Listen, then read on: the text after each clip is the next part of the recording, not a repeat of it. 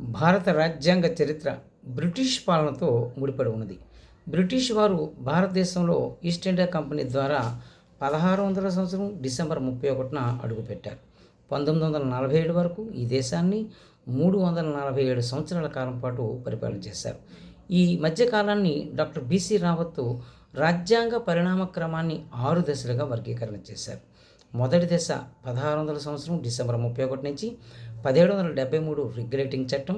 రెండవ దశ 1773 రెగ్యులేటింగ్ చట్టం నుంచి 1858 విక్టోరియా మహారాణి ప్రకటన. మూడో దశ 1858 నుంచి 1909 మింటో మార్లే సంస్కరణలు.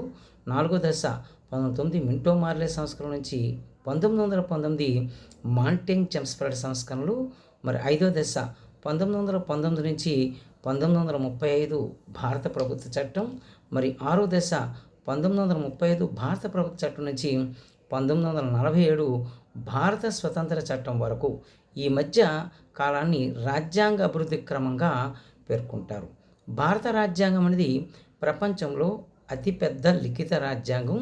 తూర్పు ఇండియా వర్తక సంఘం పరిపాలన తదనంతరం మనకి ఈ రాజ్యాంగ భావాన్ని మొట్టమొదటిసారిగా తెలియజేసింది మహాత్మా గాంధీ.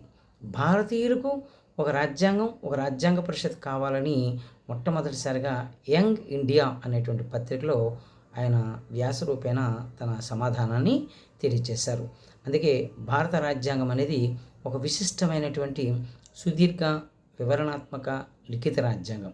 అయితే రాజ్యాంగానికి ప్రామాణికమైనటువంటి చట్టం 1935 భారత ప్రభుత్వ చట్టం.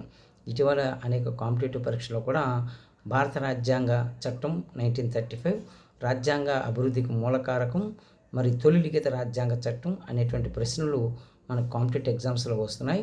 మరి తొలి లిఖిత రాజ్యాంగ చట్టం 1773 రెగ్యులేటింగ్ చట్టం కాగా భారత రాజ్యాంగానికి ప్రామాణికమైనటువంటి చట్టం మాత్రం 1935 భారత ప్రభుత్వ చట్టం. ఈ చట్టం నుంచి 75% అంశాలు స్వీకరించారు.